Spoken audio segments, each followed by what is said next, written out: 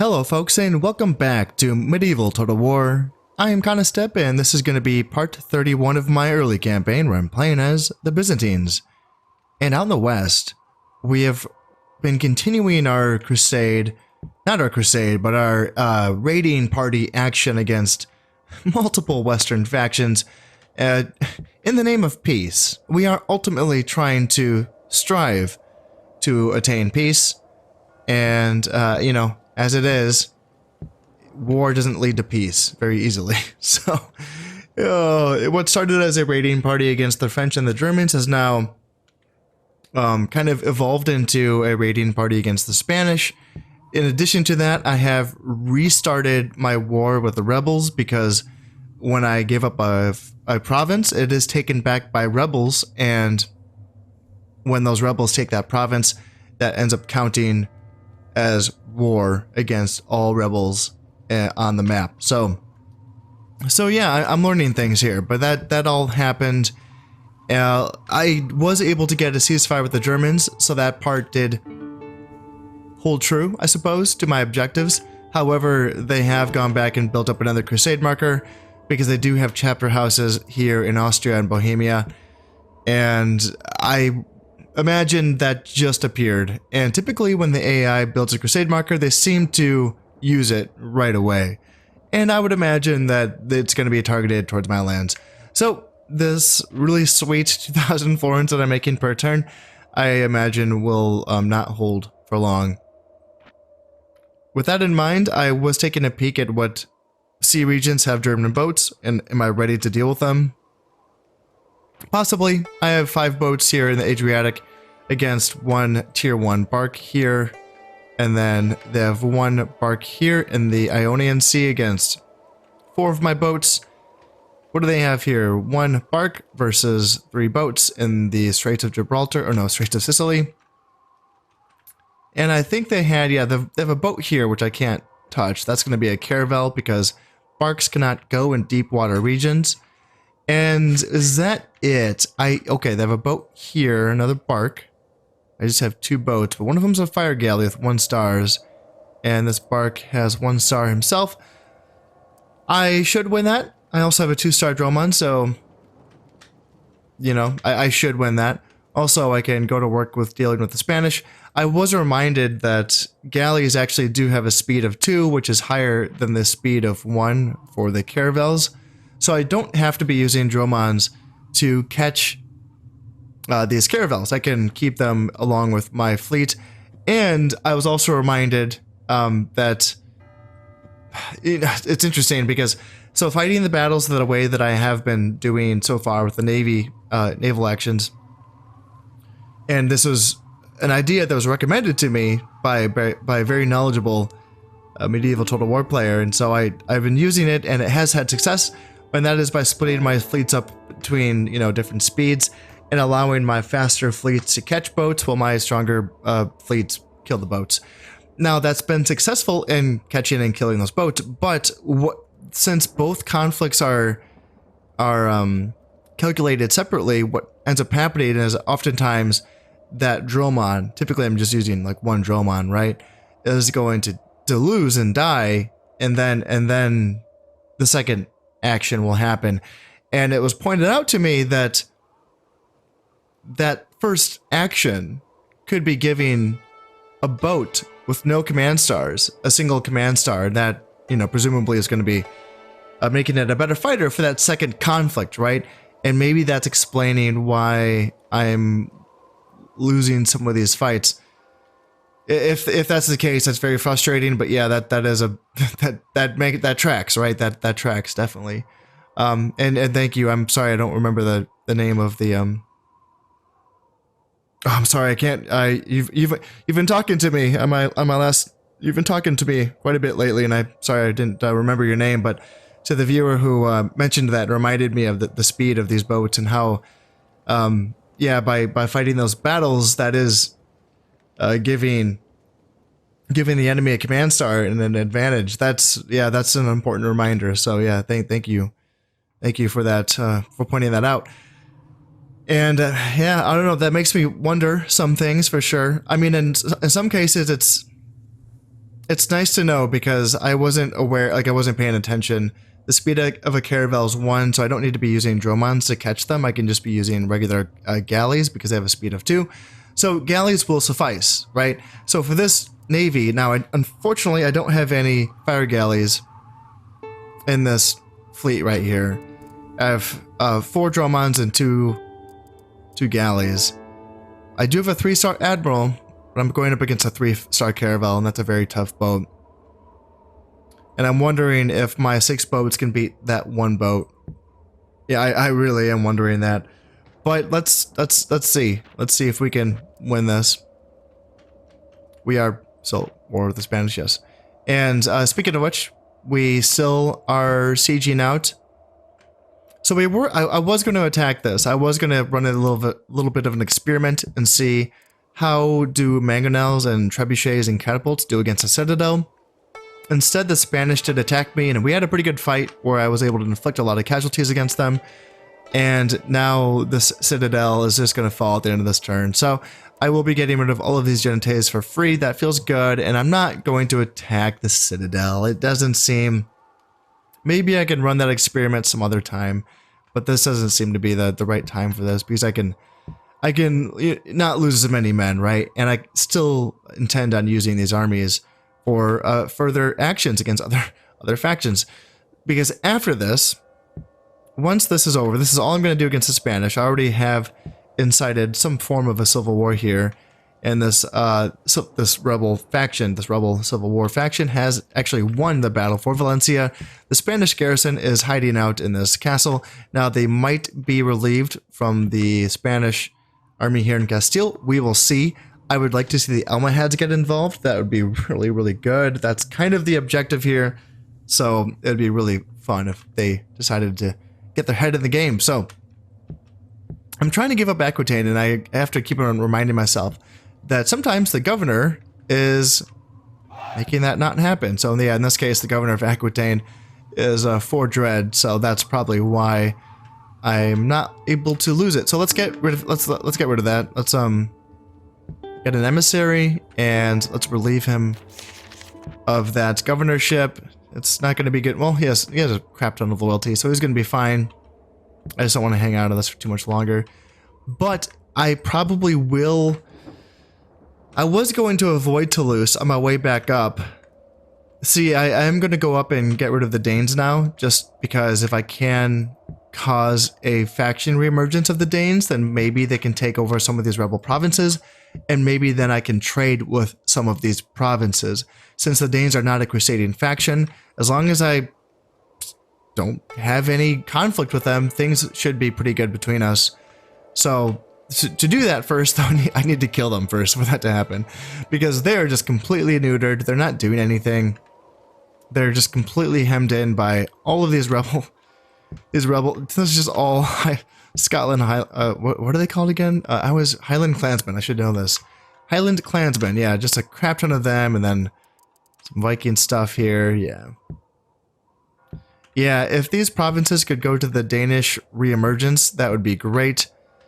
And yeah, then I could trade with these, because I'm not going to get a ceasefire with the rebels now. Like, I lost my chance. Like, that's over, because until I kill this, which I don't really want to fight that, because once I fight this, what happens between me and the Novgorods? You know, like right now we're fine, and I want things to continue that way. So I don't really want to take Azar.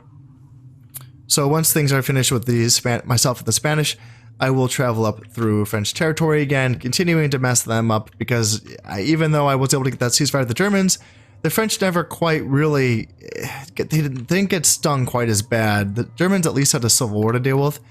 The French kind of hung in there, which is kind of shocking, but they only have 4 influence on their king, and he has 58, so he might be dying kind of soon. We will see. Now, I was going to avoid Toulouse because I anticipated, well, I mean, if I was going to have a ceasefire with the Germans, then I didn't want to take any provinces that bordered their provinces and, you know, invite basically them attacking provinces that I've left behind, right? That's how I've been causing more wars than I've been wanting to, by not paying closer attention to this. This is how the whole Spanish War happened. is me leaving provinces behind, and then another faction, a neutral faction, taking those provinces and sort of inadvertently starting this war. So, however, I'm anticipating the Germans to full on send that crusade my way. And if we're going to get a war with the Germans anyway, then yes, I will just take Toulouse just to kill their armies and burn down their shit. I will do that. And I can continue moving through their territories up to and through Northumbria to get rid of the Danes. And when the Germans launch this crusade, presumably at the end of the turn, I also will send armies from Serbia straight through German territory, straight through Croatia, up through Austria and Bohemia to destroy their two chapter house buildings, all of like their strongest armies. Because if you look at if you like close your eyes and try to picture this not being here, look at the rest of the German stuff. You know, it's really not much. They have some forces in Burgundy, but that's kind of it. So getting rid of this and then taking out their two chapter houses in these two provinces should really hurt them. In fact, I guess I had a priest chasing the king somewhere. So let's get my priest back down to Venice so I can spy on this province. And that feels like that could be a good thing to do. So I do have my heir, actually. Prince John is going to be leading the assault. Now, my emperor is getting up there in age. He's, I believe, 57, so he could be dying in a year now. And I'm not going to be leading Prince John all the way. I want him to lead this big battle here in Croatia because he's a 7-star general. So that's good. 7-star general. He has good valor, great warriors, so +5 health. So he's good. I want him to lead that first battle, but I don't want him to get too far away because like if he ends up being coronated, you know, if this guy ends up dying of old age and Prince John ends up getting coronated, he will be transported back to Constantinople, and I don't want to leave these armies without their best general. So once I take Croatia with him, then I will be leaving it to Prince Nicephorus, which I believe is his younger brother. Only a 4-star general, but still quite capable, I'd say. Great warrior, so +5 health. And yeah, he can do the job at burning down Austria and Bohemia, I imagine. That's my idea with that. That's kind of where I'm going with those thoughts. Anything else? I think at this point... Oh yeah, so I did get the gunpowder event, and I'm going to be waiting until I can actually build my next tier of boats, which is, I shouldn't take too long, hopefully, but I don't want to like waste money on fire galleys if I could just be waiting until I can get, is it the gun galleys, I believe, or the war galleys? Maybe it might be the war galleys, but yeah, that's probably what I'm going to wait for. I'm probably going to wait until I can get the next tier of boat before I start training boats again. But I need to build more boats. Like that's going to be pretty important. Also, I have an idea as well. I was trying to use Orthodox bishops to cause issues for the Almohads, and I did cause like a little bit of a Orthodox rebellion, but nothing too crazy. Now, what I'm thinking is, what if I create like what if I bring my Orthodox bishops to these provinces that I'm just going to like destroy all this stuff in? You know, I'm going to destroy their churches and all of their stuff, you know, their watchtowers, their border forts. So when these provinces are taken back again by either the Spanish or the French or whoever, they might be dealing with some issues from some Orthodox rebellions. So that's an idea. So let's send these guys over to Valencia, and they can start preaching the good word. In fact, I can probably bring over these guys as well. Yeah, you guys will have to start in Cordoba. And that'll be good. A little bit of a religious warfare never hurt anyone, right? And speaking of which, speaking of not hurting anyone and religious warfare, let's kill this Catholic bishop hanging out in Naples. Making sure that my assassins stay sharp. Also, oh yeah, before I forget, so I was looking at my emperor and was like, okay, he's gonna die soon. I kind of wouldn't mind him dying sooner rather than later. Now you might wonder why. Well, my prince, my heir, he's 30 years old and he's not married. There comes a point in the Orthodox factions, well, at least, I mean, the Byzantines, I don't know, they start with one princess at the beginning and that's all they get, I suppose. I think that might be like a glitch or a bug or a mistake by the devs or something. But in addition to that, it does seem like the Catholics are a little bit more reluctant to let you marry their princesses. So I don't try as hard to stay vigilant with marrying my princes. I just kind of cross my fingers and typically hope that they just get married once they become the emperor. However, in this case, you know, if this guy does not die of old age soon, you know, my prince could be pushing 40 by the time he becomes coronated, and I should probably make at least a little bit of an effort here. There are some factions that I'm not at war with, so I may as well. Here's some Italian princesses. I can try talking to them, and I saw other ones. There are Danish princesses up here, and let's see. There are some German princesses, but I just really feel confident that they are going to attack me. Are there any Polish princesses? I'm not. Oh yeah, looks like, yes. Let's do that. So it's easier for me to see her and bring my emissary over. And let's go talk to the Poles and see how they feel about this whole thing. And oh, by the way, if you don't know what I just pressed Z, you can toggle armies off or agents off or everything. So that, and also C, so you can toggle the castles and stuff. Just remember to toggle it back on. Sometimes I'll get really confused. I'll be like, oh my god, this region has no fortifications. I'm like, oh, I just fucking forgot to toggle the stuff back on. Very, very useful, I'd say. Very, very useful. I'm really glad that they included that in this game. So that might be it for this turn. Is that it for this turn? Yeah, I'm just kind of waiting. Yeah, I'm just waiting for this stuff to resolve itself. Should I just consolidate my forces now, or should I wait? Should I bring all of my forces to Navarre, or should I wait? I feel like hanging here because I do, like I said, I do sort of intend on moving through Toulouse. So let's stick to that plan, and let's I can move back through Toulouse with just these like 3 stacks here, and maybe that will make the French more inclined to stay and fight instead of retreating. And then these armies can move back through Aquitaine or whatever. Without further ado, let's move on here. Continue on to the year 1263, and let's see if that German crusade gets launched. I anticipate it. Yep, I'm seeing a crusade launched. Unless it was just launched at the rebel province right next to it. That'd be kind of funny. And yeah, the Spanish also are assisting with the siege in Valencia, so they might take back Valencia.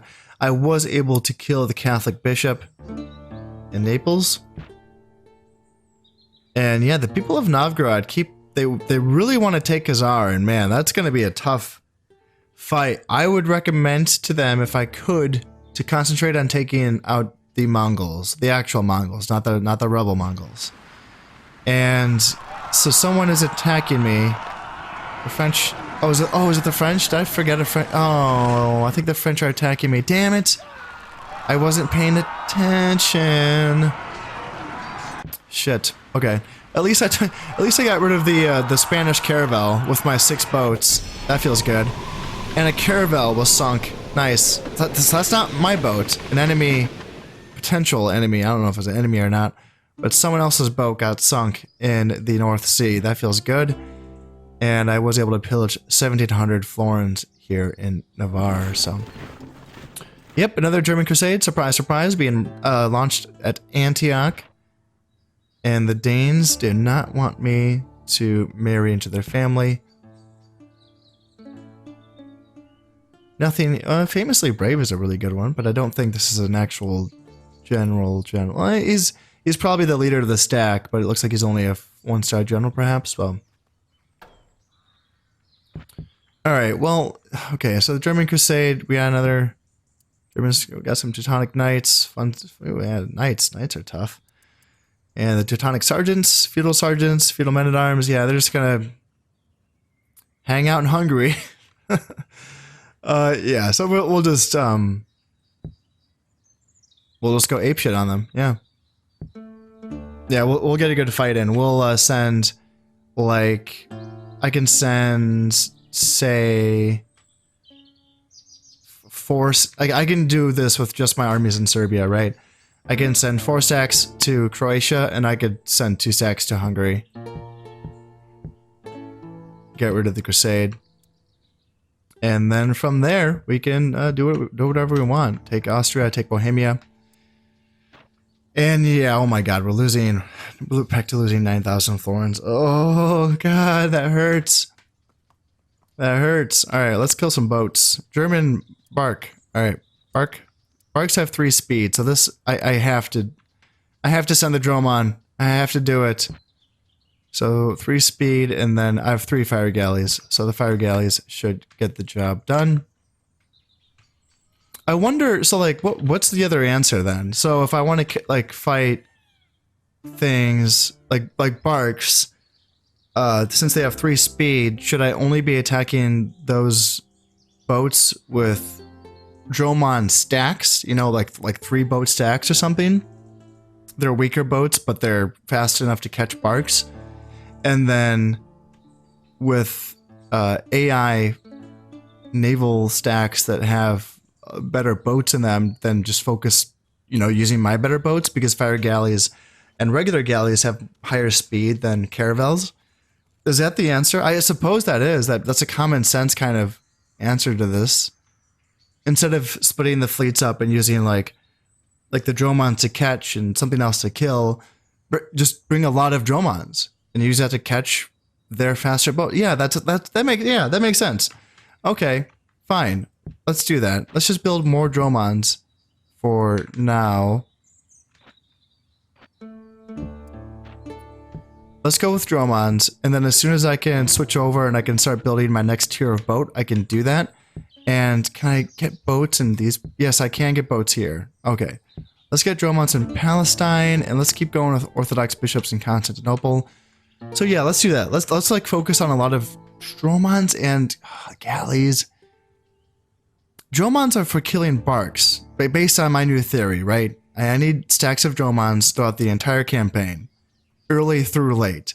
I need decent stacks of Dromons, and then, say, galleys and whatever higher tier boats I get be in their own stacks for killing caravels.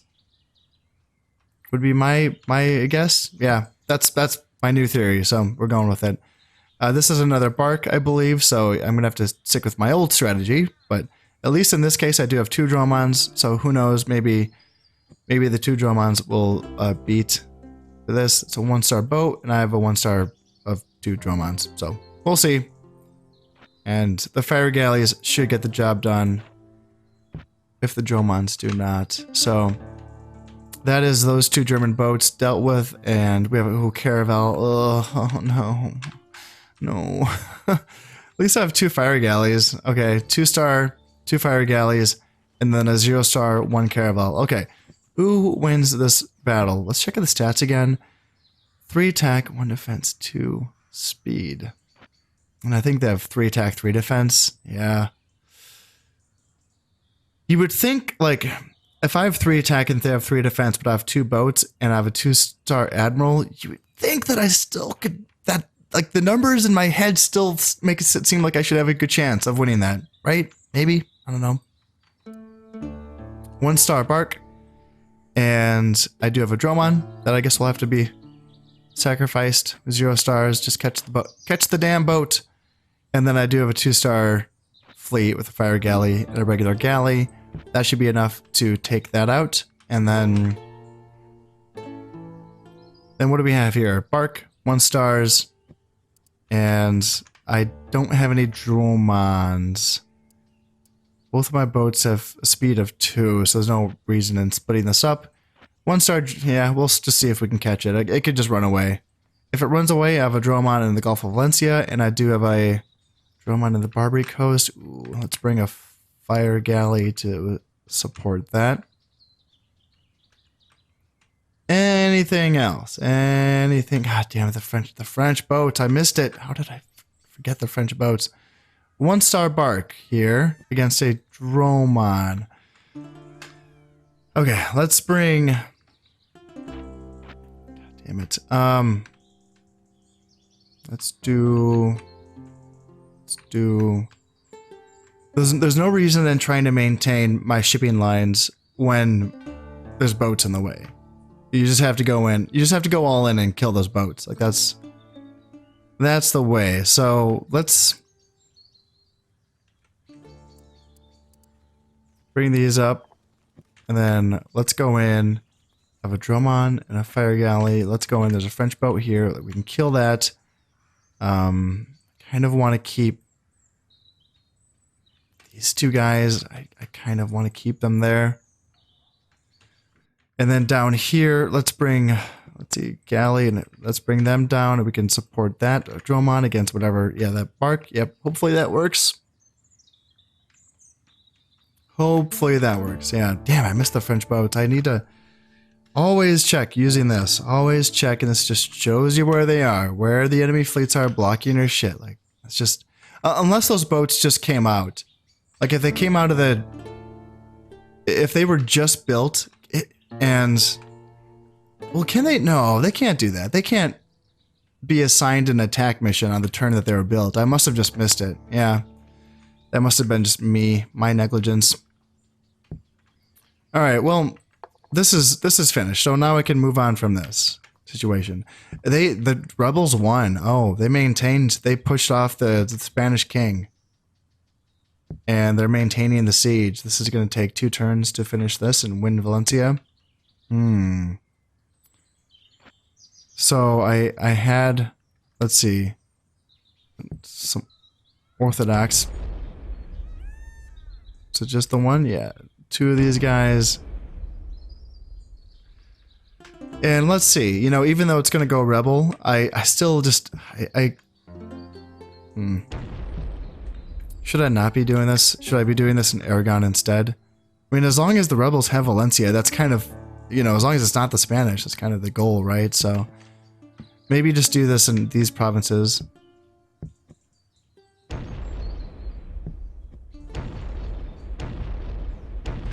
Yeah, alright, well let's move on then. So let's go and we can attack these French stacks here in Toulouse. They have a 2-star general, urban militia, great warrior, so +5 health, and then other than that though, is he giving anything else? No, it looks like he's just... It's just the 2 stars, so nothing too crazy. It's a pretty low tier army, although they do have Pavis, 1 unit of Pavis Arblessers, so that's a good unit. Some feudal men-at-arms, so some decent swords. Anything else? Let's see, some regular Arblessers with some armor upgrades, okay, and feudal men-at-arms, okie doke. A unit of Royal Knights, and yeah, that's mounted sergeants. Yeah, it's relatively low tier stuff. It is. However, my armies, how banged up are they? How banged up are they? I would say I can still muster a fighting force from these 3 stacks, just kind of based on a cursory glance. I do have a 6-star general who is a... Yeah, unfortunately these 2 traits cancel each other out, but let's go. Let's go say hi to the French. And while we leave, let's just burn down all of the stuff here. And we can make the Spanish regret starting this war against us. It's funny how the farm upgrades net you the greatest value, even though I just destroyed a citadel. Because that citadel had a upgrade on it, you only get the money back for that upgrade, not the building itself. It's so stupid. It's so janky. It's like it just feels so dumb. Like you just get like 250 florins, but you just got rid of like an entire, like a citadel. A citadel. You know, it takes like 16 years to build that. Just that building, not to mention all of the other all the other castles that come before that. It's so janky. And yeah, get rid of these as well. Just completely, just strip it. Just completely strip it. Taxes are very high, 700 florins. Moving on. And let's do the same thing here in Navarre. Let's move on. Let's not assign. Did I assign a governor to Aragon? God damn it. Is loyalty 0. I'm not gonna keep this. There's no way. There's no way I'm keeping that. That's gonna be fine. That's gonna be fine. Let's move on from Navarre.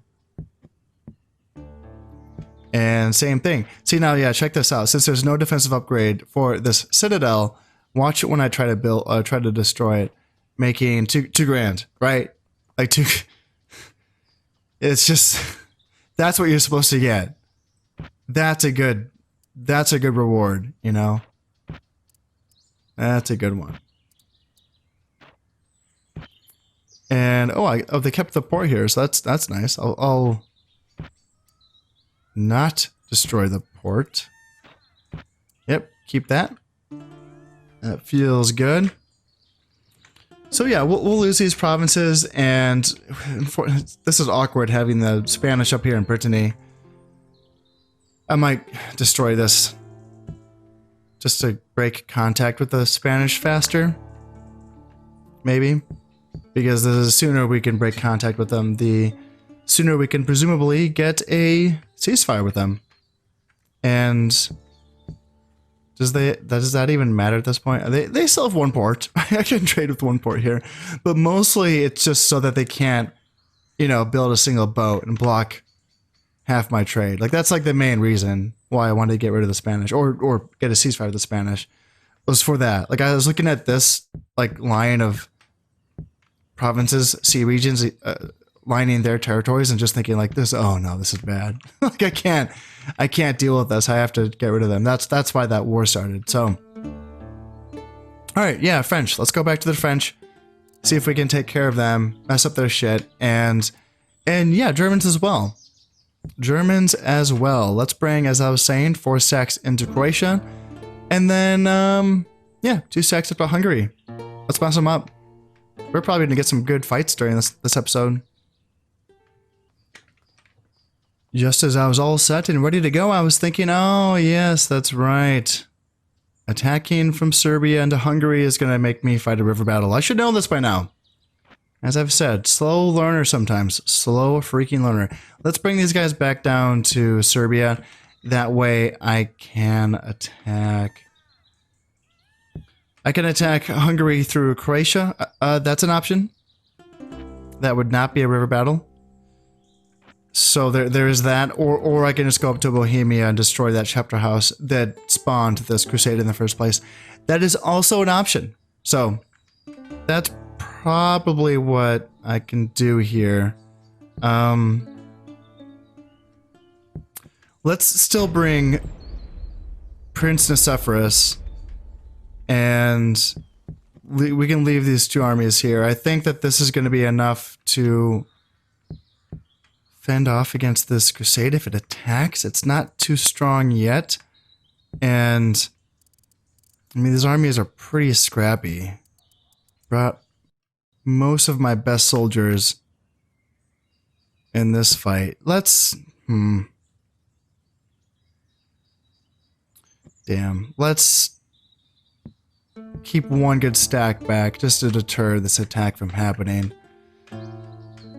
And yeah, that's, gosh, it's tough. I wanted to use Prince John in this campaign, but what if, I mean, like I said, my emperor could die at any moment. So let's switch these guys out.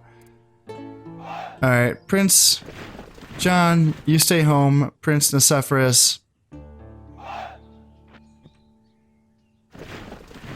you go lead this fight. Yeah. And am I going up against any decent generals here? Should have checked this before I covered everything up. 1-star general is there's 0-star general and 0-star general. 0. Okay, so it looks like I'm just facing off against a 1-star general who's going to mean unit of feudal sergeants. I think I can handle that. I think so. Alright, that's going to be that. I'm losing a crap ton of money. Just so much money. So much money, but yeah, that's once, we'll see. It's going to be, and I know I've been saying this for a while, but it's going to be nice when the Swiss and the Burgundians become a faction, and they can just kind of really cause some havoc here in Central and Western Europe, and give them something else to think about other than conquering the Holy Lands, right? You know, like, oh shit, I have to deal with the Swiss now, and let's leave the Byzantines alone. Let's just trade with them forever and ever and ever. And by then I'll have to probably go after the Almohads, but that's fine. I can take on the Almohads. I just really want to make money off of these folks, and I guess that's just not going to happen until they have some really, you know, internal issues that they have to deal with, because none of these factions have been at war with each other. You know, except for the French and the English in the beginning of the campaign, right? But then since then, what I think was a brief moment when the Italians and the Germans were at war with each other. But since then, you know, like, nothing. The Almohads and the Spanish and the Danes and the Polish, it's just been, everyone's just chilling. Oh, let's send let's send a crusade after the Byzantines, like the strongest faction in the world. Yeah. Like, no. Fucking morons. Fight each other. Make money off of me. I'm a bank. Okay? I'm a bank. I can financially be backing all of your wars against each other. Okay, what's the Pope gonna do? Look at his armies. Come on. Excommunication? Hire agents. Take care of that shit. Oh, anyway, alright. Fine. I'll show you. When I play a Western Central European Catholic faction, I'll show you guys how to do this. I'm saying I've never played not only on the channel, but even as a practice run. I've never played like the French or the English or the Germans or the Italians. I'm looking forward to it. I actually, I was thinking about jumping into an English campaign last night just to like take a look around and see how it feels, and I was too sleepy. I couldn't do it. I didn't have any brain cells left after work. I just had to watch some YouTube, you know. All right, so it looks like I'm killing some bishops here.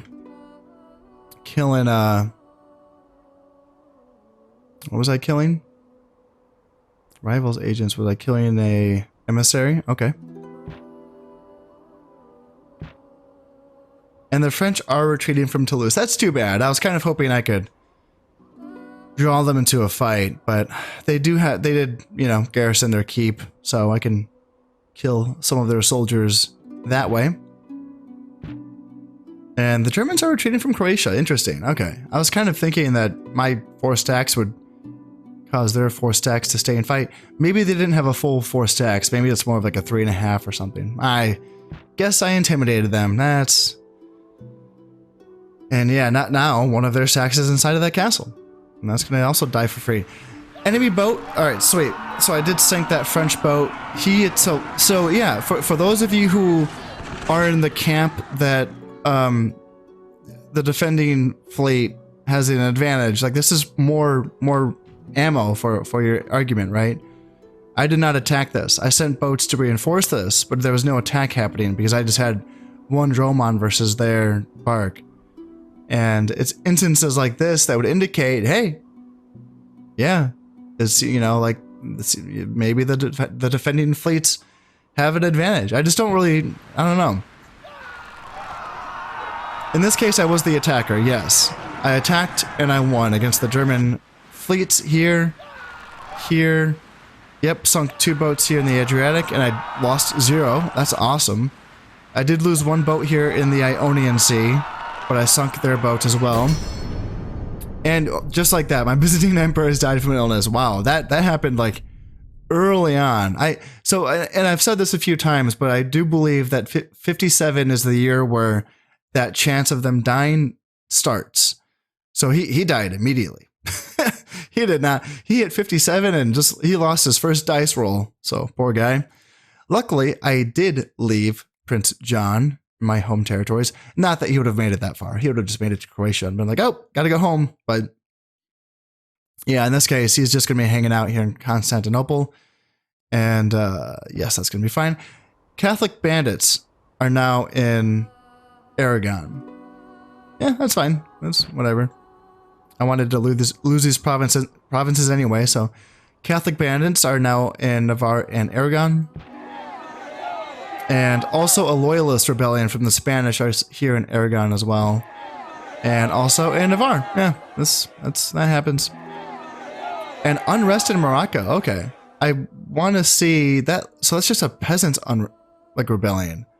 Interesting. Why? How are the Almohads having a peasants rebellion? That seems like something that happens in the early game. Interesting. The Golden Horde people are happy. Okay. Probably because they're allowing freedom of religious practice, would be my guess. And let's see, I'm catching papal assassins here in Bulgaria. And an heir matures. So I'd imagine this is one of the brothers, Prince Constantine. And now my fortresses are finally finished after, what, 20 years of being built? Yes. Swordsmith's Guild is finished here in Palestine, so now my Byzantine infantry will be getting +1 valor. I think these guys are fully teched up now. I think. These might be like my highest teched up Byzantine infantrymen in the empire. Fortress finished here in Greece, so now I can get like the last couple upgrade buildings from my Varangians here. And yeah, Cyprus. So now I can start building my higher tier boat buildings here in my island provinces. Bulgaria, I don't really know. I think just because it was on my frontier, I wanted a fortress, I think. Bell Foundry, this is the building for my first tier gunpowder artillery building. And Thomas Aquinas, a most learned priest. Thomas Aquinas is one of the most learned men of his age and a true son of the church. Not even an impure woman sent by his own family could make him renounce the Dominican vows of chastity he has taken.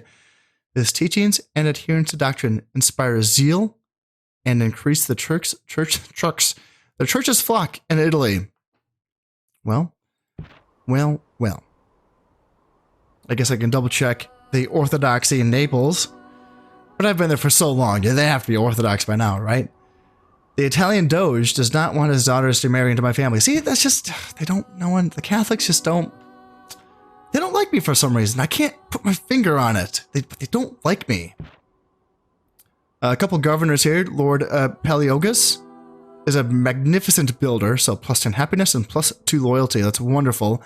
This lord, Zemixicus, he's an outlaw. No. He abuses, I'm not going to do that again. He abuses his position to rob and cheat honest traders and merchants, taking goods and money with menaces. He has so far managed to hide his involvement in his thievery, -10% agricultural output and -10% trade income. This is one of those traits that guys get when your empire grows too big.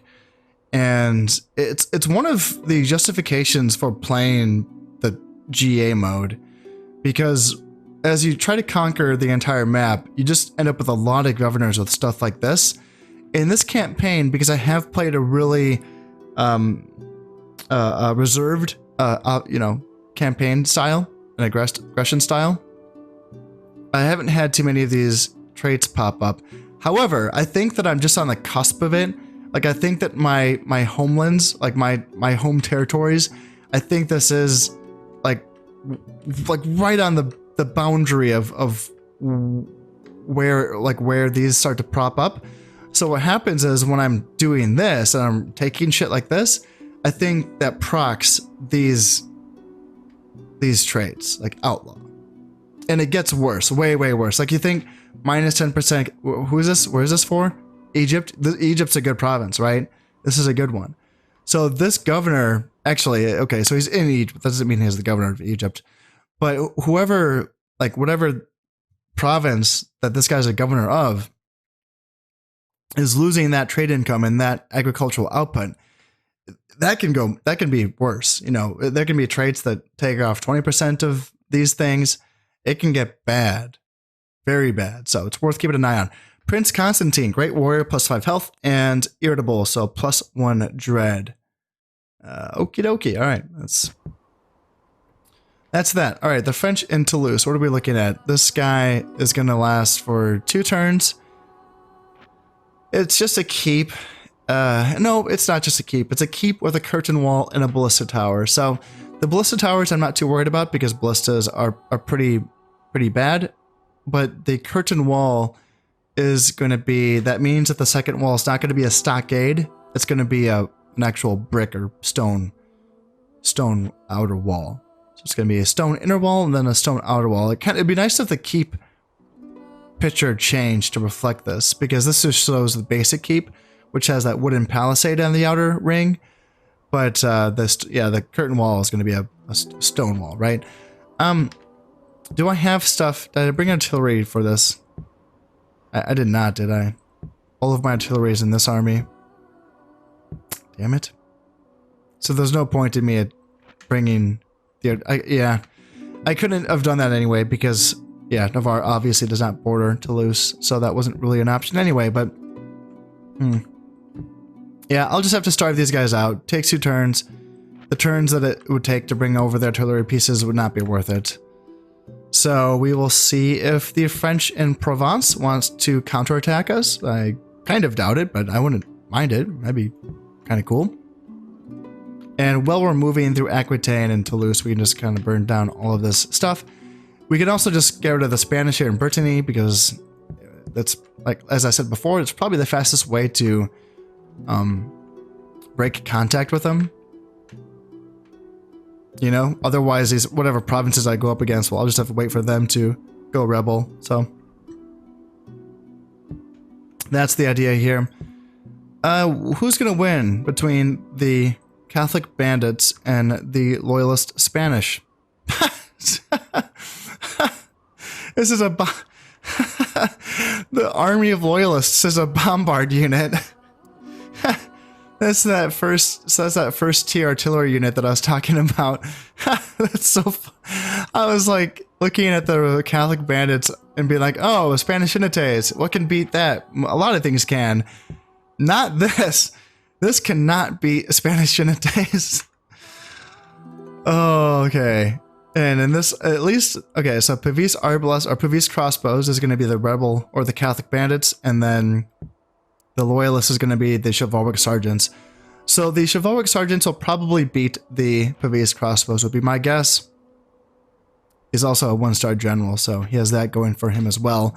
But the Spanish are looking like they probably will lose Aragon to the Catholic bandits. And they are looking like, what's happening here? Is this another loyalist rebellion?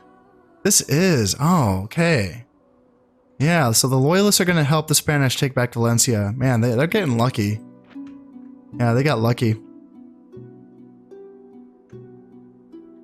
And the goddamn Almohads, like, seriously, guys. That wasn't enough for you? I gave you a civil war on your freaking border, man.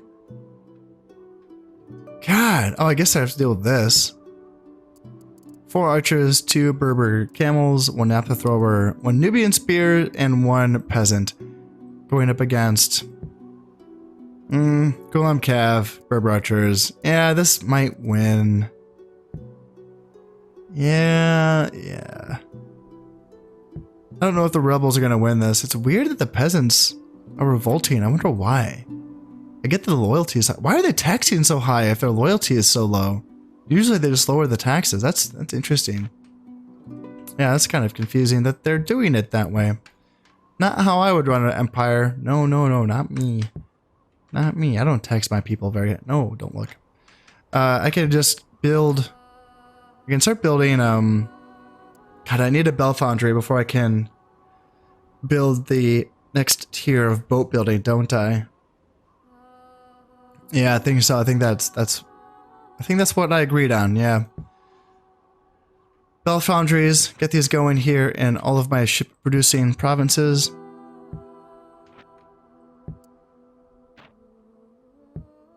And then I don't think, so it's finished here, so I can start building bombards, yeah. So let's get these going here in Anatolia, and I can also get a cannon foundry. Yeah, so with a master shipbuilder, this is going to allow me to get gun galleys. Does the regular bell foundry allow me to get anything? No, so I have to get the cannon foundry. Damn. Okay. Well, for Anatolia, let's just get the cannon foundry anyway, because the demi-culverins are... That's good artillery. That's a good artillery piece. So let's get that going. And I'm still working on the gunsmith here in Antioch. That's fine. Income. Alright, I'm down to only losing 5 grand. That's improvement, folks. That's some improvement for you.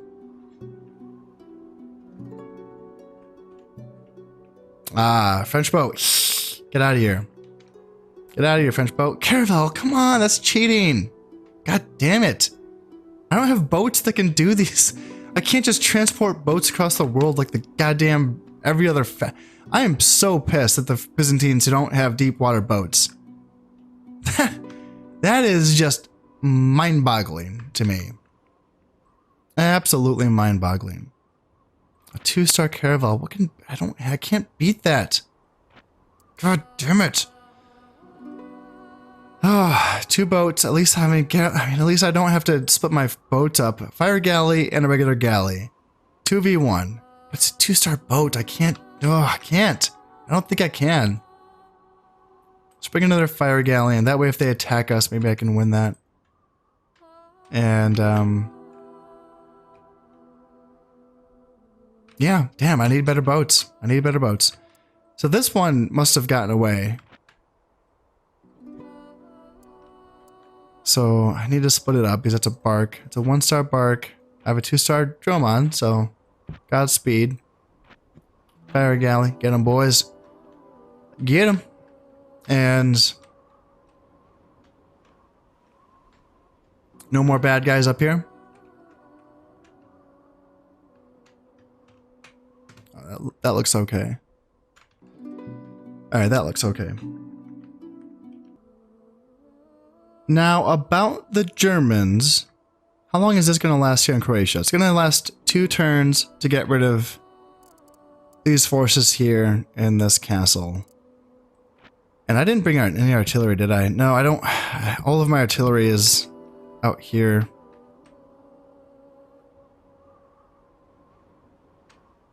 So I think I just have to siege them out the boring way. Yeah. Yeah, because I'm building up the bombards here in Anatolia. It's going to be a while before I have more artillery. Damn. Yeah, I should have. I don't know. I don't know. Whatevs.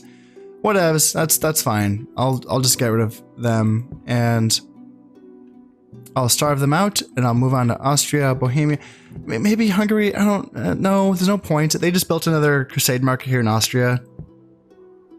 So I should just go there and destroy both of these chapter houses. And that'll be fine. I doubt they'll be able to do anything about it either. They brought other forces to Venice, not even to Austria to defend their chapter houses. Those fools. Those fools. What are they thinking? So yeah, we're kind of in a holding pattern, I guess, just waiting for this French siege to fall, and then we can wait for this German siege to fall. And man, despite everything, I feel like I need more boats. Just more boats. And Prince Constantine's looking pretty good. 6-star general. Plenty of acumen, 5 acumen, plenty of dread, good loyalty. Man, that's promising. That's pretty good. So where do I want you?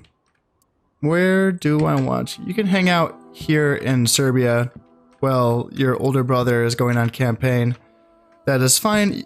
Emperor, the new emperor, you can just hang out in Constantinople and hopefully just get married and have some kids. That would be good. And now that you probably have some uncles that are no longer in the succession line anymore, let's see if I can find a general that's worthy of being named the commander of the stables. Because I've been holding on to this title for a minute now. And here we have a 4-star general, Michael Comnenus. What do you got? What do you got? Gentle Knight's a good one. +3 morale. That's good, yeah. And then making him commander of the stables is going to make him a 6-star general. 6-star general with +3 morale. That's not freaking bad, man. That's not bad. So this is the new general. That's fine. And should I just go with Michael Comnenus? That seems like a pretty easy answer, doesn't it? Let's see if there's any other options. I'm not seeing anyone else that even has more than 2 stars, if I'm being honest about that. Alexius Monomachus. Alexius Monomachus. You're kind of holding on the fort down here in Egypt, defending my southern regions with 3 stars as a 3-star general. You're a skilled attacker, so you would be getting 4 stars if you were attacking. And other than that, yeah, I don't think so. I think I'm looking at you, Michael Comnenus. So yeah, let's make you. You're plenty loyal. Well, 5 loyalty. That's not super high. So this is gonna be good for his loyalty in his command stars. Yeah. Yep. I'm glad I hung on to that. That was a good hold. That was a good move. Good job. Good job, Khan. Well. What do we have here? The Germans appear like they do want to save the garrison here in Croatia. So I will be defending. Not only that, but I outnumber them by over 1,000 men. They're going to be attacking me with a 2-star general leading the way. I do have my 4-star Prince Nicephorus, yes. Yeah, the enemy's army is they're not looking super grand. 2 arbalesters is competent. A unit of order foot soldiers is a wonderful unit of spearmen. 2 javelin men, militia sergeants, a couple of feudal sergeants. There is a melee corps here for certain, And yes, the general's a royal knight unit, a mounted sergeant unit, mounted crossbows is also capable. It's just, man, it's tough when the enemy brings ballistas and they're attacking, that's 2 wasted spots. I'm going to be able to bring the full brunt of my defense onto them. Looking at the map here, looks like it's going to be pretty mountainous terrain. And as for their reinforcements, there's some okay stuff here. And they do have a lot of soldiers, so this could be a bit of a long battle, but I can actually use this as an opportunity to inflict a lot of damage upon the Germans. Oh, shoot. I'm going to be defending uphill. Or downhill from the enemy. Okay. Is there a way that I can fix this? Maybe corner camp? This is fine. The enemy can approach from this angle, which is pretty level. But this is a good little spot. I wonder if... Gosh, I'm really tempted to use... what if I use this? It doesn't seem good. I don't know, it's a good choke point. But I would be fighting uphill. Even if I'm not advancing, they're still going to have a height advantage on me. But then, I don't know, what if I use soldiers to get up here and shoot at them from above? It's too bad there's no, forest up here. If I could hide units in a forest and then let the enemy walk down into this trap and then bring them out of the forest, and then maybe there'd be no cavalry to sweep away my archers, shooting at them from above, but... Could I do that on this side? There's a little bit of a forest, but it's outside of my deployment range. And that's not going to work. Yeah, it's just a little bit too far. So I think that where should I deploy? Maybe up here? It's kind of interesting, but it doesn't, then I could still be fighting uphill, right? And then what about this corner? Is this corner better than the other corner? It might be exactly the same. It looks, like it's flat on this direction and steep on this direction, just like that side. So the only difference is that this side appears like it might have more of a dip here. So if they're going to be attacking me from this side, they're going to have to go through a little bit of a dip. That might work in my favor. So I might end up using this side here. Let's start with something like this. My men are a little bit scrunched up. Yeah, they start. It's interesting. The enemy starts bunched up like right in that causeway, which I would not recommend for them to do. But man, now like seeing them do that, it's tempting to like maybe that's where I fight the next time I play a battle on this map. Gosh, it's tempting. Should I move up and try to take this? Should I do this? I think so. I'm just surprised they wouldn't be coming from this direction. Looks like they do have some units out here. Let's see, some mounted sergeants and Slav javelin men. And I can use my Byzantine cavalry to kind of do that. And then I can bring up my infantry to fight on these slopes. Here. Let's bring up my cav like that, and then bring up my general as well.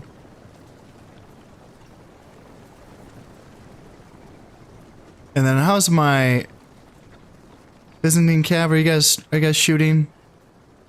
It'd be cooler if you were. Actually, shit, I don't know if you guys can outrun mounted sergeants. Actually, shit, maybe. Maybe, gosh, I don't know. Should I find out? Ah, they can beat them. I mean, they've already gotten rid of 10 of them.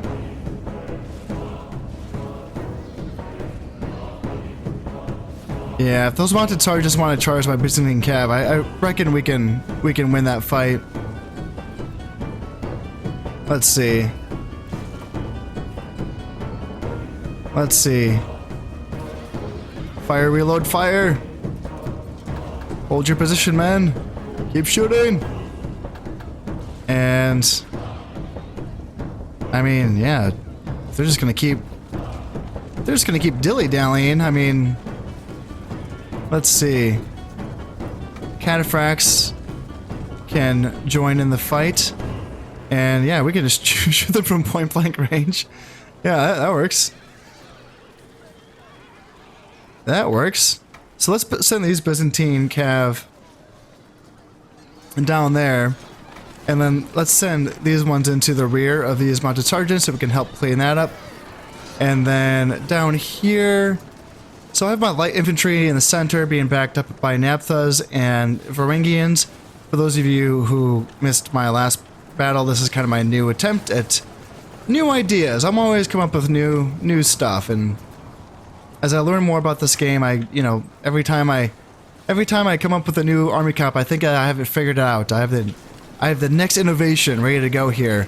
And this is the idea, right? I have light infantry, as I said, being backed up by Varangians and Naphthas, and then spears on my right flank and swords on my left flank. Swords being backed up by my heavy cav, spears being backed up. Presumably, typically I would have my light cav on my right flank, but I saw an opportunity and I took it. So the nice thing about this is that it's a really, it doesn't have to be like this. Like the spears can go wherever, the swords can go wherever, the light infantry can go wherever. They don't have to be in the center, right, left. It doesn't have to be like that.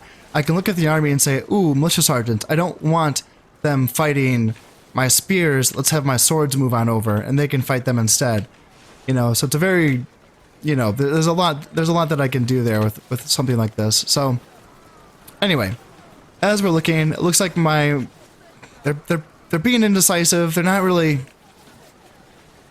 Yeah, I think they're realizing that they've made a mistake. They're fighting uphill. They're not really able to bring their forces to bear.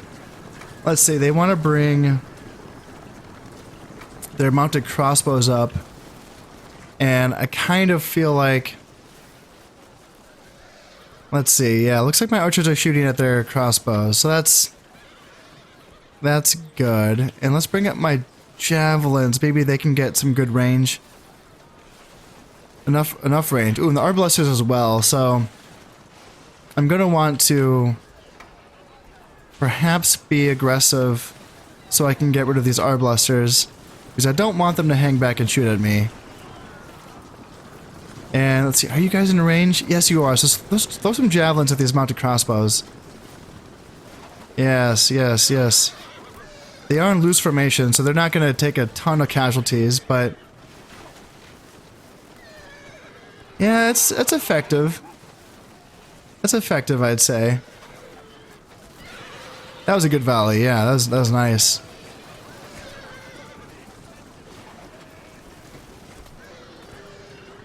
All right, so that's all of my javelins for that unit. And are you guys still okay? So you're out of ammunition already. Jesus. All right. Well, let's send you back, and you as well. You're still shooting, so you can hang out for a bit longer before I send you back as well. And you being out of ammunition makes me think, yeah, let's withdraw you as well. If we can get some fresh units on the field. Let's set my reinforcement point for like here. And yeah, hopefully I set up my reinforcements the correct way so that I will actually get more archers on the field. That's kind of what I want to do here. So let's get my cav up so that they... Okay, so you're out of ammunition. So should I save you? Byzantine cav are hybrid units. They're good in melee, you know, relatively so for light cav. So I don't really want to withdraw them immediately. Although, yeah, Trebizonds, you also just ran out of ammunition, so let's bring my Byzantines more in a central position to just kind of hold the line until until my reinforcements come on.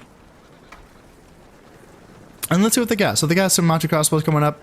I do have another unit of javelins, which I totally could just bring up. And let's see, they're getting some shots on my spearmen. What do they have left? Archers, arbalesters.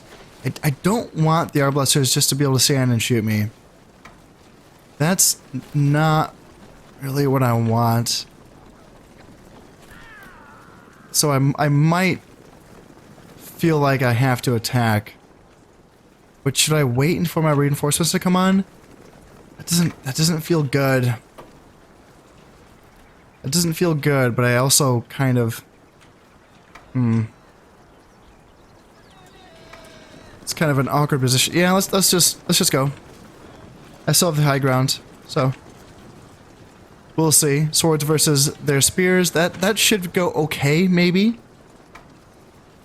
And I can bring my heavy cav around here. Let's bring my Byzantine cav again as kind of a reserve unit. My general can hang back here.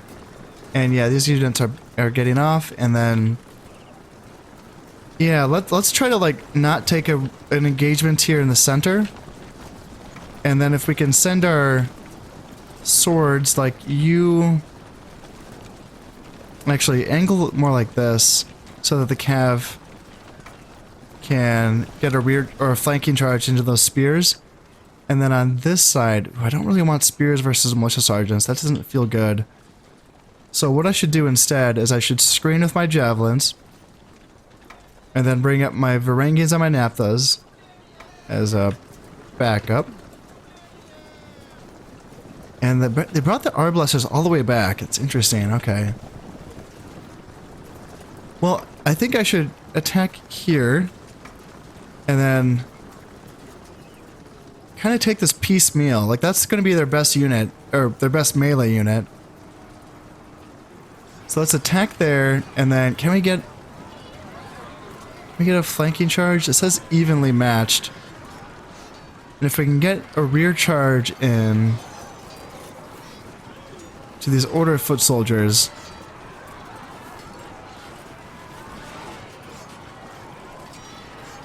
It says they're winning slightly.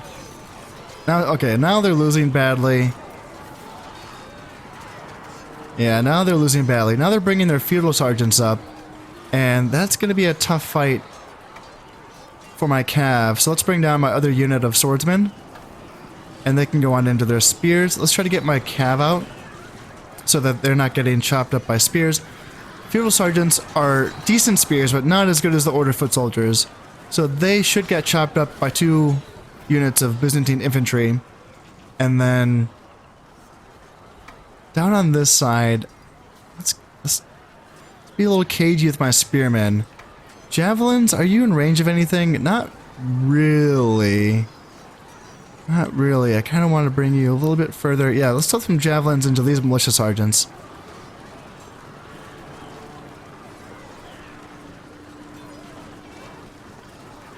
And this should do some damage to them, because this is a unit that could hurt my swordsmen. I'm surprised the feudal sergeants are hanging on for as long as they are. The militia sergeants are taking a lot of damage from my javelin men, though. Yeah, that's cutting through them. Yep, that's good. That's a really good toss. Holy moly. Yep. Yep, that unit isn't really going to be too effective now. So let's let my javelin men in. They can just kind of get a rear charge in on these militia sergeants and maybe break them. I'm surprised the feudal sergeants are hanging on so strong. So let's bring my cataphracts back in just to clean this up. And the militia sergeants are now losing to my javelin men. And yeah, I'm surprised by how many casualties the Byzantine infantry are taking from feudal sergeants. That was that's interesting. I didn't think that. I thought they were gonna break. That's kind of weird. Let's see. So they're bringing their royal sergeants in now, or the royal knights. Sorry. And let's see, javelin men. Oh nope, they were just kidding. They were just kidding. That was just a joke. They didn't want to bring their. They were like, nah, we don't want to bring our royal knights in. So let's see. What do they want to? What are they gonna do? How are these units still fighting? This is just bizarre. That is so wild to me. I think that it was just a 2-star general that I was facing off against, right? Ooh, man, that was naphthas. Can you like aim at all? This is there you go. That's a big chunk. Holy moly. That's a big chunk. Let's get one more toss in. One more toss in. All right, now back up. And let's get some Varangians charging in there and try to save my naphtha throwers. And let's get my Byzantines back in formation and my cav back up as well. And my javelin men are running away. Okay, well, let's see. Royal Knights. Let's stop the Royal Knights with my cav, and let's bring my spearmen into these fields. They're running away. Perfect. And let's try to bring my. Yeah, those Royal Knights they're being really cagey, but that's fine. All right, let's just use my spearmen to push their skirmishers then. And I kept my Byzantine cav. I'm glad I kept these guys. Ooh, I should have brought my reinforcements on a while ago. Ooh, that's my fault. All right, I think it's time to unleash my Byzantine cavalry. Let's send these guys in. Looks like they're Royal Knights. Kind of they're thinking about fighting. That's until they meet my Varangians, then they will probably reconsider. Yeah, Varangians, you guys can help out against the Royal Knights. That'd be cool. And oh, he's running away. So let's have my Byzantine cav turn around and try to trap these Royal Knights. And then yeah, let's just run down the rest. Oh, naphtha throwers are chasing. You guys can come back. That's fine.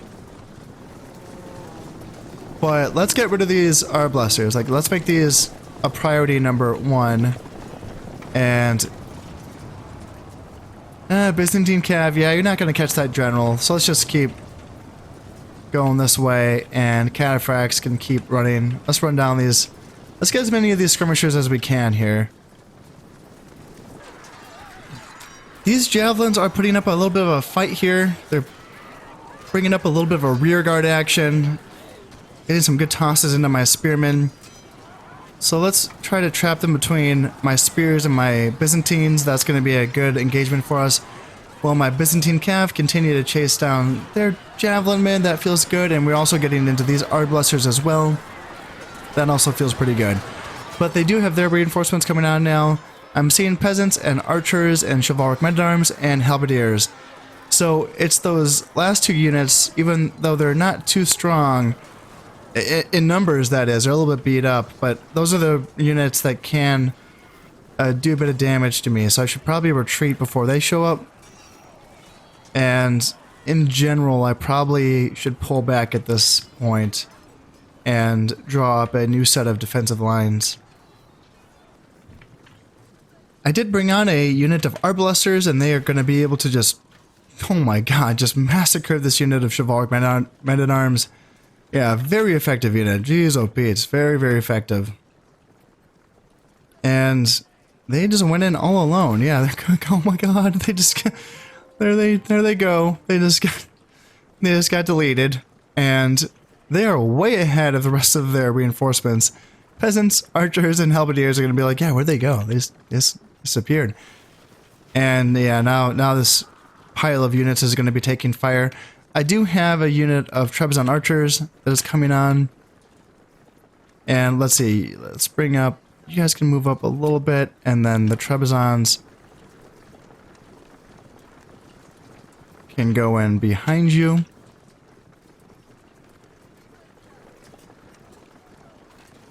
And off in the distance, yeah, I'm seeing some more feudal sergeants, urban militia, Slav javelin men, so we'll see. It looks like the Germans are content to just let their units trickle on in, and I am content on taking them just one piece at a time. These archers are like, who needs a bow? We're just going to go in there with melee combat, use our knives, and we'll shoot them. They just lost like, oh god, this is a lot. Let's bring down these Pronoia Legion to run down these peasants.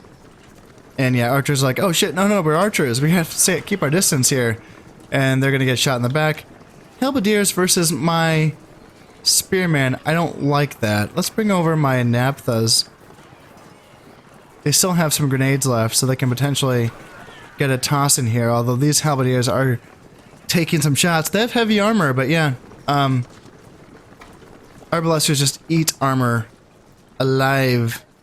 Looks like they are bringing their spearmen on over this direction, so I will have to keep an eye on them with my swords. And yeah, let's see. Can we get? Are you in grenade range? Oh man, that is just brutal. That is so much damage. How about it now? Yeah, let's get a toss in, guys. Let's just get some grenades in.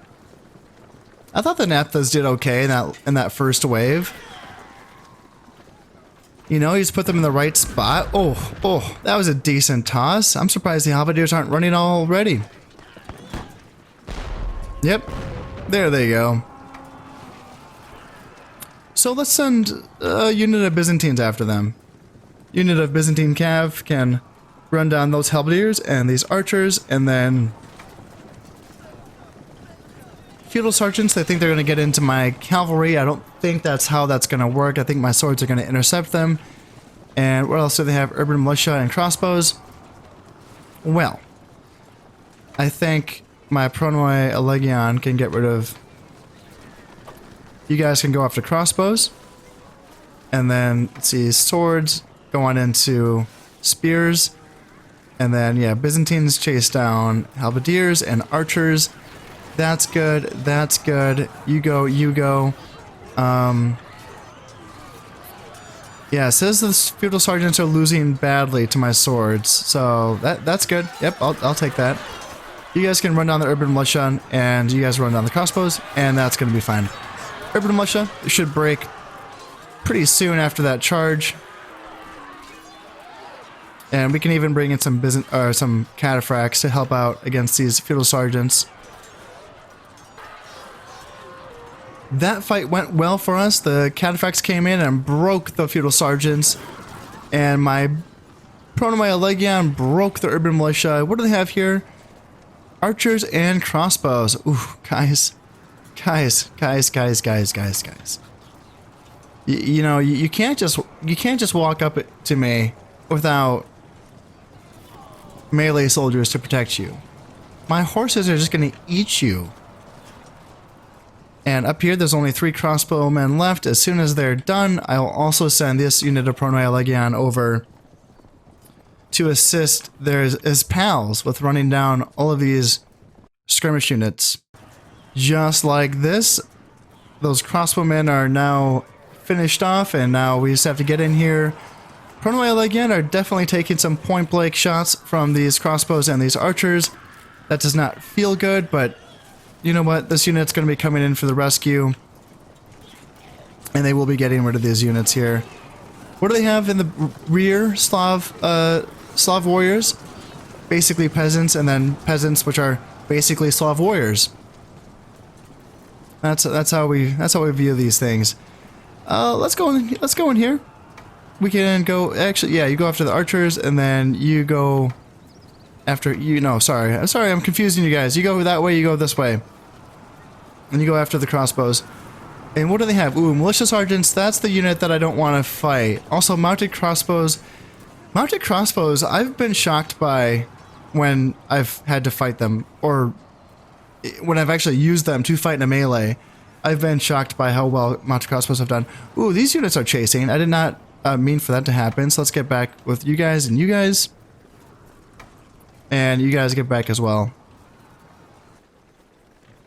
Now the enemy is coming at me from that angle, and coming from that angle, they do have a little bit of a height advantage on me, so I'm going to actually get my forces set differently here. So let's get you guys go here, and then you here.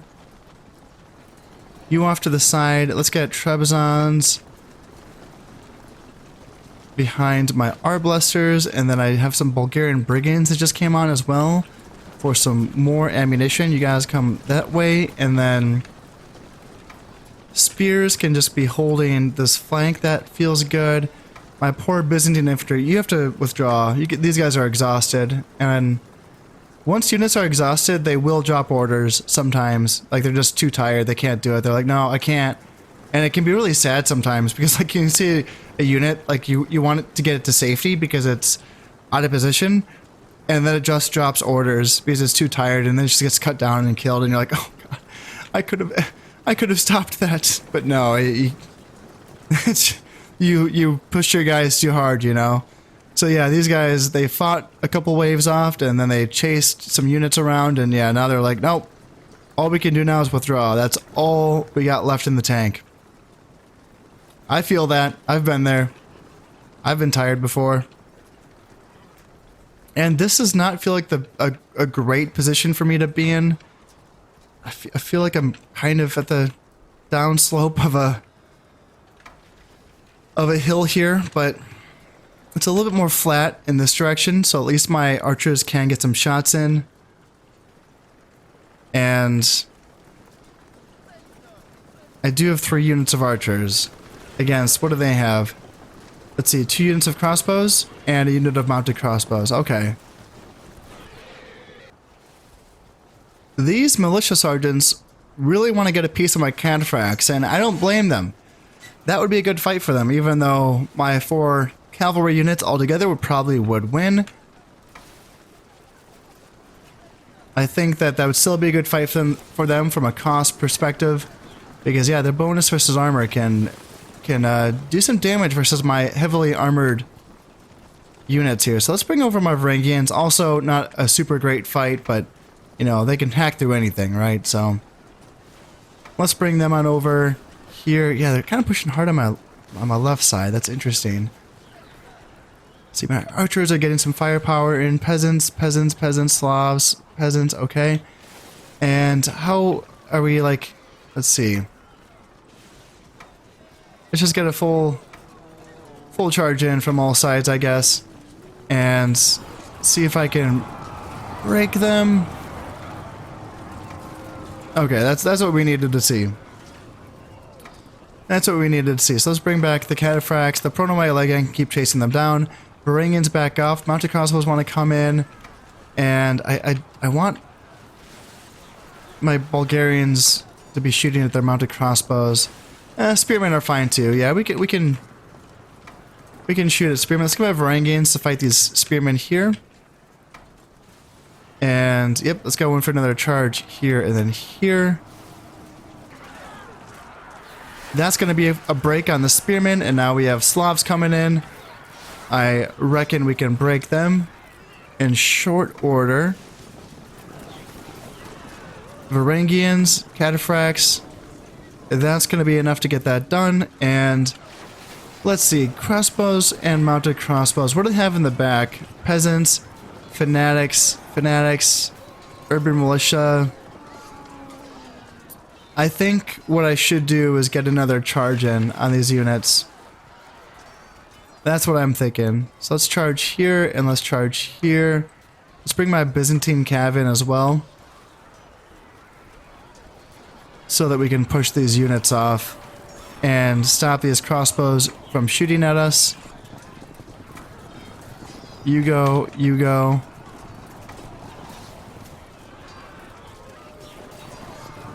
Yeah, let's push off these units. Let's kill these crossbows. And what do they have? Another unit of... Let's see, is that... Yeah, that's crossbows. That's fine. So let's push them off. Urban militia. Yeah, urban militia. As long as we can break them, that should be fine. Looks like we may have caught their crossbows a little bit. And let's see, fanatics. Fanatics. It doesn't look like... Fanatics have super good morale. So, like, they're not going to break easily. But we want to get into these crossbows. We want to get rid of them. And yeah, fanatics are still fighting. Urban militia are going to get a charge into my proto-Legion. Not super ideal, but if I can get a flanking charge in with my other unit of proto-Legion, it looks like the urban militia are already losing badly. They're already running away. Yep, that looks good. And let's go cataphracts against crossbows, and then Byzantine cav chasing down these mounted crossbows here. And what do they have in the rear? More mounted crossbows and peasants. Okay. Ooh, if we can catch these mounted crossbows up against this cliff. Oh, yes. Oh, yes. This is what we want. That feels really good to get rid of a annoying skirmish cav unit like that. And let's keep chasing here against these mounted crossbows. Send them a message. Get rid of them. Let's see, this unit of proto-Legion is exhausted. Let's withdraw him. And this unit is very tired, so not ideal, but hey, they caught a unit of mounted crossbows, so we're inflicting some casualties on them. And what do they have coming on? More archers, it looks like. Ooh, it's tempting just to kill them. And let's see, Byzantine cav are very tired, so I kind of want to keep them on the field for now. In fact, yeah, these mounted crossbows they want to, if they want to go, we can go. And cataphracts, yeah, these guys are exhausted, so let's withdraw them. And these Byzantine cav are quite tired. Let's bring them up here to potentially get involved as well. These mounted crossbows are actually putting up a pretty fair fight up against my proto-Legion. I guess it's because they're exhausted as well. And that is affecting their stats. And I have another unit of proto-Legion also exhausted. Oh, is that the unit that I tried to withdraw and then I told him to actually go back to fighting?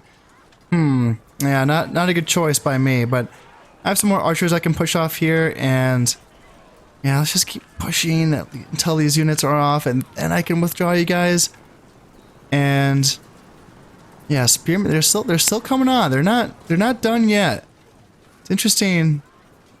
It's interesting. You know, sometimes you can kind of break the backs of an enemy, and they'll be like, "All right, we've had enough. You know, we won't put on the rest of our reinforcements just to get slaughtered." And then, yeah, sometimes they're like, nope, we're sending everyone. Let's go.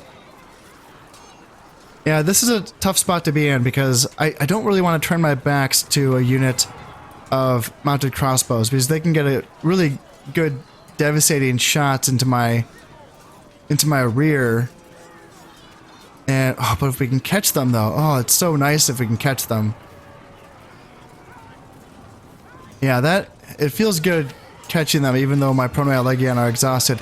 Now they're totally exhausted. Ooh, yikes. My guys might run away because they're getting attacked by both units of mounted crossbows. Yeah, they might run away at this point. Ooh, wow, my Byzantine cav are breaking spearmen. Oh, that's good. And the militia sergeants are running away as well. Oh, okay, well. That's the break. That's a good break. Nice. That was very timely. That's very timely. That might be the break that we need to finish this battle. And yes, this is a good position for us to be in because we can get a remaining few kills on this army as they run away. Hopefully nothing else comes on to fight us, because if they do, my cav units are just going to be too... They're just going to have to book it. Yeah, there we go. The enemy are fleeing the field. Perfect. Nice. Alright, I know you guys are completely exhausted, totally exhausted, but do the best you can. Do the best you can to inflict as many casualties. Actually, yeah, keep chasing down these spearmen. And let's see, I kind of doubt that the Germans will be able to pay for all of these men that we've captured. We've captured 863 men. Yeah, I highly doubt the Germans will be able to pay that ransom. I killed almost 1,200, captured 864, lost 262. Not bad. Naphtha throwers, I always want to see how they did. They got 28 kills. Okie doke. Yeah, that's alright. And all in all, that felt pretty good, yeah. Our blessers with almost 200 kills. Great unit, yeah. Yep, that felt pretty good, but all in all, that wasn't the strongest German army, but... I lost Navarre, yes, yes, yes. I lost Aragon, yes, yes, yes. And I lost a boat in the Gulf of Cadiz, is it? I lost both battles, goddamn, that sucks. That sucks. Ugh. And yeah, ransom refused, as to be expected. Succession, so the Italian Doge has died, but his heir has taken over. And this siege is now that there's less men inside this castle, now it's going to take 3 turns for this garrison to starve out, which is frustrating. I don't have the artillery. I don't have the artillery. Is it worth it bringing it over from Aquitaine? I don't even know if Aquitaine has a port that I can use. I might just have to wait here for 3 turns. That's kind of frustrating, but that's, you know, whatevs. And 1 more turn before the French garrison in Toulouse falls to my soldiers. And this general was relieved of his title of the governor of Aquitaine. So now Aquitaine should go rebel as soon as I leave it now. Hey, yes, wonderful. My king has decided to get married. Perfect. So what, he's only like 33? It's not too old. He has time. And utterly fearless. This man wouldn't even know how to spell fear, let alone feel any when confronting his enemies. +2 valor and +2 morale. What a tiger. Alright, that was a good battle. Good battle in Croatia. Unfortunately, it's going to take this longer to fall. And unfortunately, I just don't have the artillery pieces to deal with that, so I'm going to have to just hang out here in Croatia for a little bit. But I don't think the Germans will be able to really do anything to me while we're waiting for that to fall. And in the meantime, I will also finish off this French garrison here in Toulouse before moving on to... Probably just say move on up to the Danes, you know? I can sack more French territory on the way, but ultimately...